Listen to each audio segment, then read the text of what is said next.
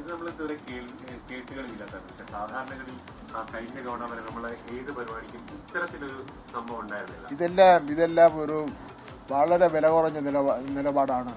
സ്ഥാനത്തിലിരിക്കുന്നതിനെ സംബന്ധിച്ചിടത്തോളം വളരെ വില കുറഞ്ഞ നിലപാടാണ്.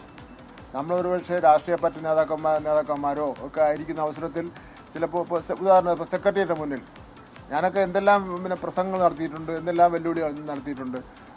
അന്നൊക്കെ നടത്തുന്ന പോലെ നമുക്ക് മന്ത്രിയായ ശേഷമോ അല്ലെങ്കിൽ ഒരു സ്ഥാനത്ത് വന്ന ശേഷം ആരെങ്കിലും ചെയ്യുമോ? ഒരു പാർട്ടിക്കാരും അങ്ങനെ ചെയ്യില്ലല്ലോ. ഏതെങ്കിലും ഇന്ത്യ രാജ്യത്ത് വേറെ ഏതെങ്കിലും സംസ്ഥാനത്തെ ഗവർണർമാർ എനിക്കറിയില്ല ഇങ്ങനെ RSSന്റെ ചിഹ്നം വെച്ചുകൊണ്ട് ഒരു ഗവൺമെൻറ് ഔദ്യോഗിക പരിപാടിയാണെങ്കിൽ തർക്കമില്ലല്ലോ, നിങ്ങൾക്ക് ആർക്കും തർക്കമില്ലല്ലോ.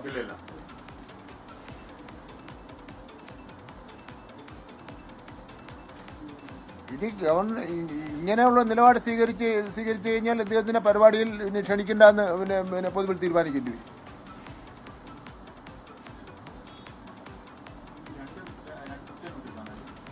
ആണെന്ന് ഞാനത് രണ്ടോന്ന് തന്നെ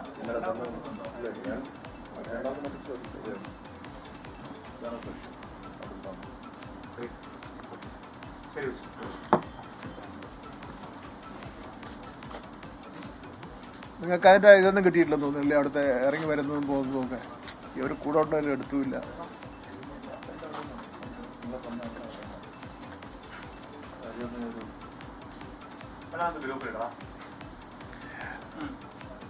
അപ്പോൾ എനിക്ക് ഒരു കാര്യം പറയാം. 20 മിനിറ്റ് അയാൾ കാത്തു നിന്നു. അപ്പോൾ സന്തോഷിച്ച് 20 മിനിറ്റ് വന്ന് നമ്മൾ വരാൻ വേണ്ടി അവൾ അന്തം വിട്ട് അല്ല 20 മിനിറ്റ് കഴിഞ്ഞ ശേഷമല്ല നമ്മൾ ചെല്ലുന്നത്.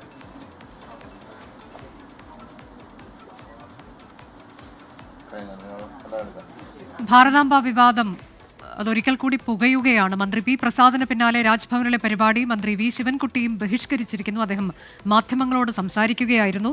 സർക്കാർ പരിപാടിയിൽ ഭാരതാംബ ചിത്രം വച്ചു. അങ്ങനെ രാജ്ഭവനെ വീണ്ടും ഒരു രാഷ്ട്രീയ കേന്ദ്രമാക്കി മാറ്റിയിരിക്കുകയാണ്. ഇതിൽ ശക്തമായ പ്രതിഷേധം ഗവർണറെ നേരിട്ടറിയിച്ച് താൻ പരിപാടിയിൽ പങ്കെടുക്കാതെ മടങ്ങുകയായിരുന്നു എന്നാണ് വിദ്യാഭ്യാസ മന്ത്രി വി ശിവൻകുട്ടി ഇപ്പോൾ മാധ്യമങ്ങളോട് പ്രതികരിച്ചിട്ടുള്ളത്.